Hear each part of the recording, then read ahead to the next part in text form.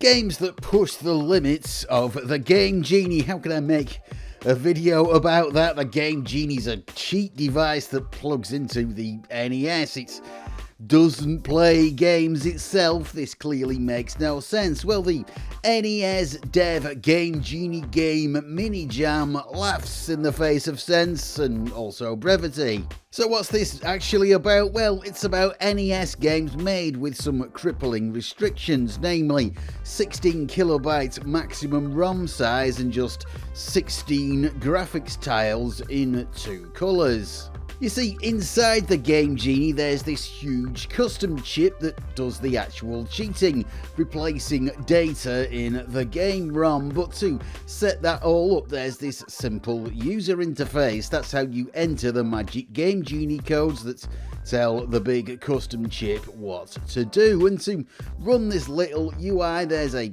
16 kilobyte ROM chip that stores it. It doesn't use it all, but it's 16 kilobytes, and also there's got to be some graphics too.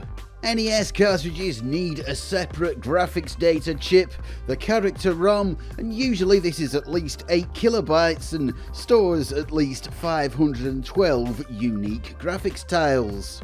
On the Game Genie though, there's a simple character generator on that custom chip that generates those 16 tiles I mentioned. It saved money, I'm sure, but really the simple user interface didn't need anything else. So that's what this game jam is, people making games that could be put on a Game Genie cartridge instead of the Game Genie user interface. Got that? Well, let's just take a look at some of these games, starting with Galactor. Developed in 2025, like all the games here in this jam, it was created by Dr. Ludos. A stripped back shoot 'em up is what it is. That's fast and frantic and really quite fluid, with a nice bouncy soundtrack too. It's tempting to compare this to the previous generation of consoles before the NES, like the Atari 2600 or the Fairchild Channel F, gaming's Stone Age, but there are things here that don't quite fit that. Number one, the number of fast-moving objects on the screen. The Game Genie restriction doesn't limit the number of sprites, which is much higher on the NES than older consoles. It also doesn't restrict the frame rate or the smoothness of movement, which was also often restricted on those older systems as well, and the NES music capability isn't diminished here either, so we get a classic polyphonic 8-bit tune way in advance of pretty much anything you'd hear on the Atari 2600. Still though, this Game Genie thing sort of has the feel of some kind of long-lost console. This simple but also quite addictive game looks a lot more not NES than NES. I mean, there's not a lot happening here, there's no levels or anything, it's just this, but, well, it does have speed on its side. The whole thing was developed in C apparently, and that's not held back its performance at all, but this next game is quite a bit more sedate, a bit more laid back. Genie Ball by the Blast Brothers.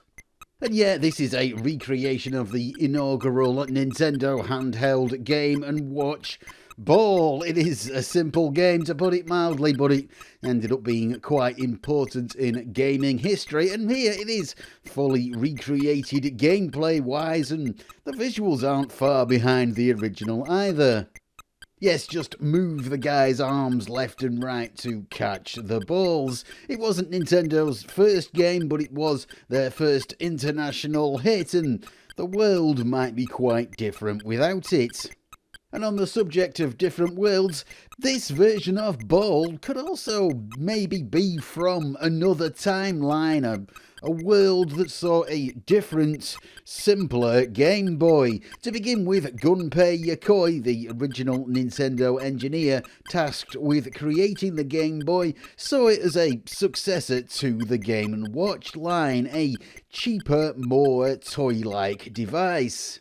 The MB Microvision was an inspiration, another early handheld which had a dot matrix screen, and that was something the Game Boy was always going to have, but it was going to be way less powerful, something that perhaps could have played host to a recreation of their classic ball game and watch instead of the much more sophisticated games that the actual Game Boy became known for.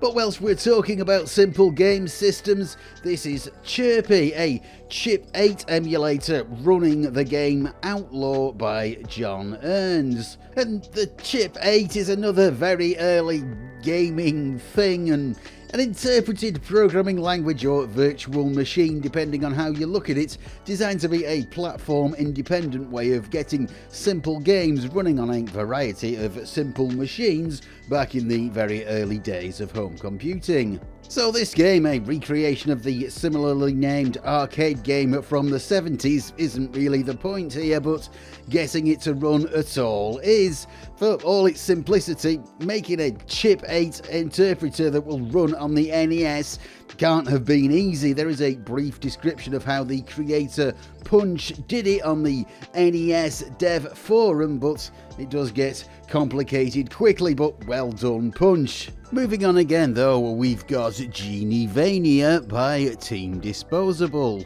Yes, the Vania part is a big clue to what this is about, a playable Metroidvania game stripped back to the bare minimum. It's totally noiseless, there's no sound, but apart from that, this is a tiny classic that brilliantly implements the classic Metroidvania game loop. Collect the power-ups to gain new abilities and unlock new areas in a very satisfying progression. You can beat the whole game for the first time in less than 15 minutes, and someone has already speedrun it in less than 1 minute, but it is sweet while it lasts. If you happen to be running some sort of course in video game design, I would seriously, honestly suggest that you feature this as a concise example of how to do it right. It's got the classic elements of exploration and progression that make for great games in a very tight package. The primitive graphics definitely bring to mind the very, very early years of gaming once again, but the design is something a bit more modern. And again, it makes me think of the kind of thing Nintendo might do with a super primitive console, should they ever have made one, which, well, actually they kind of did with the Pokemon Mini, but hold that thought, because up next is Step by Step by J. Roboy. This is, I suppose, a programming game, and there's been a few of those over the years. I think Robocode is a fairly popular modern example, and there's loads of others too. I can't quite find one that's just like this. I'm not sure if it's riffing on some existing game or if it's totally new, but it's brilliantly done either way though.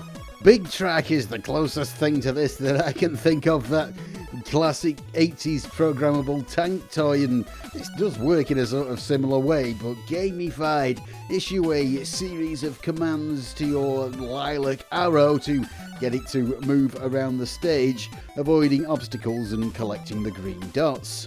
You've even got subroutines that you can nest into the code, though there's no recursion and no branches either, so it's not Turing complete. It is, I think, a finite state machine, but a shaky grasp of the theory of computation isn't required to enjoy this one. It's a fun, intuitive puzzle game that does take a bit of brain power and a bit of getting into, but it is really enjoyable if you do.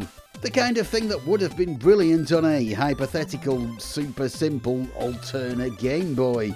Something that did actually exist, sort of in the form of the Pokemon Mini, as I mentioned, a very tiny handheld released by Nintendo in 2001. It was monochrome with a slightly higher resolution than what the Game Genie effectively gives the NES, but it did kind of end up having similar capabilities. It never really went anywhere and very few games were released for it. Even the homebrew scene hasn't added all that much, but this Game Genie Game Jam saw around 20 games developed for it, and yeah, I'm not going to cover them all, but it is a good number. Step by Step is my personal favourite of this lot, but there are a lot of other really good ones here too, like this one, Space Genie, a very stripped back RPG. This Game Jam wasn't a competition, there was no judging of the best, it was just a load of games put together by dedicated NES developers for fun, but it seems to have caught quite a lot of imaginations, more so than actual real hardware has done. There's more games in this Game Jam than have come out on the Pokemon Mini in the past 20 years. It's a sort of weird crossover, a fantasy console based on real hardware, and yeah, fantasy consoles, they are a thing, like the Pico 8 and the Chip 80. They are huge these days, there's loads of games coming out for them, another fertile ground for me to look at in the future maybe.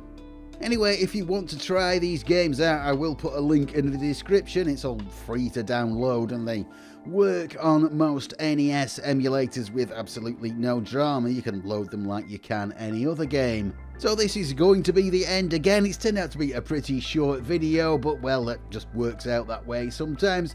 Thanks as always to my wonderful Patreons. Your help is much appreciated, and if you would like to join them, there is a link below, and I'll say thank you for watching and goodbye.